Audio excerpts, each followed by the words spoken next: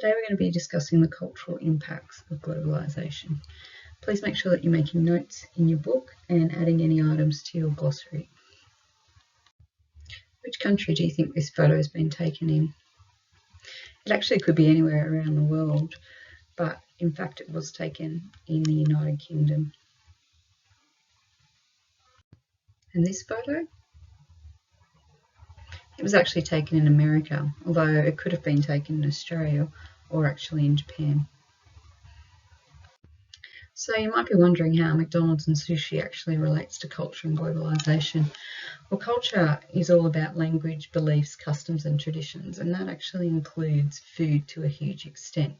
So just pause for a minute and write down a definition for culture in your glossary. It's important to note that the cultures of Indigenous people have been changed by globalisation, and that's occurred through trade of goods and services, the migration of people, tourism, technology, and the spread of culture through media. This has seen the spread of Western culture and the widespread use of the English language throughout the world.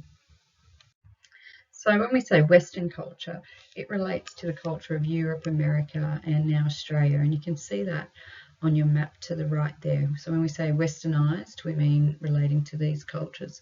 The world's becoming more connected through improvements in transport and technology, and we've looked at that. However, with that, we're also becoming more standardised, and that word standardised means being the same or at the same standard. Okay, this is another term that I'd like you to record in your glossary, and it's called McDonaldisation. And McDonaldisation actually relates to that idea of standardisation. We're making everything the same. So McDonald's, as you saw by the picture at the start, looks almost the same everywhere you go. The service, the food and the preparation are similar in every single country. And that's sometimes not a bad thing because people actually like this predictability. If you're driving around and you're really hungry and you didn't know where to eat, but you saw a McDonald's, you actually might stop and go there just because you know what you can get there. You know what the prices will be like and there's no surprises. But McDonaldisation actually relates to more than McDonald's and fast foods. It actually looks at the way that people in other countries have taken on aspects of Western culture, like food, clothes and music. So it relates to those big companies like Nike, Coca-Cola and Apple, where you can see that people across the world are using these brands and becoming more standardised.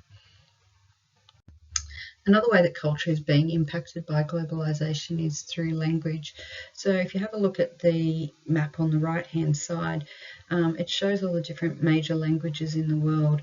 And you can see English, which is the purple colour, is fairly widespread throughout the world. Many countries now are speaking English. There are actually 7,000 languages worldwide, but they start to disappear more and more each year as more people start to speak English and as more of the older people in cultures start to die and those traditions of language aren't carried on. Don't forget, when we look back to history, that information relating to cultural traditions is often passed down through those native languages. So as people start to die and the language are lost, a lot of those traditional stories and ways of life are also lost as well. English has taken over many languages through the internet, TV, movie, music, and lots of businesses operating in other countries. Most businesses now would use English as their language because they're communicating with people in other countries. Culture has changed rapidly through globalisation, particularly through the use of media and entertainment. And we know that media and entertainment has grown due to the increases in technology. So people around the world now are often watching the same movies and TV shows and listening to the same music, and that's due to the internet and cable TV. We can stream TV shows now that we couldn't watch before. We can be watching the same time as people in America are watching them. So USA is responsible for a lot of the entertainment, and that's due to a lot of those huge companies like Disney and Warner Brothers, but also due to things like YouTube as well. Any of those big streaming websites where you can stream TV shows and movies. We've also got online news, website, blogs and social media.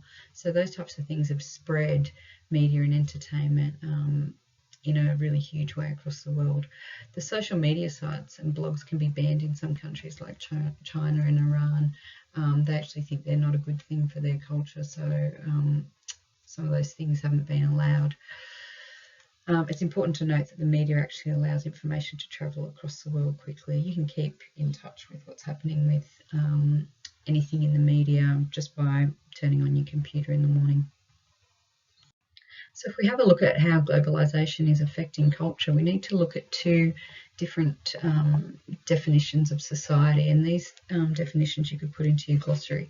The first one is a heterogeneous society, and that's where we have a diverse mix of race, culture, foods and religion. And then you have the other one, which is a homogeneous society, which means that all members have got the same culture, languages and beliefs, and we'll explore those in a minute. Just take a moment to write those into your glossary. So there are three different scenarios when we look at society and how globalisation is shaping culture. The first one is that globalisation is actually dispersing all cultures throughout the world and actually making the world more heterogeneous. And that word means diverse. So we've got deeper connections actually being forged between different groups. A good example is teenagers gaining an understanding of Japanese culture through animation, comic books and video games. So culture can actually become more diverse. We can see bits of different cultures everywhere that we go. The second scenario is that globalisation would make culture more homogenous. So that means that more of everything being the same. It links back to that McDonaldization, and that it leads to a very unified world culture that consists of where we adapt to our regional cultural trends. So an example of that is where you're getting sushi. You can buy it, here in Australia. You can buy it in America. You can buy it in Japan. So that's more homogenous, where everything is more the same, and again relates back to that McDonaldization.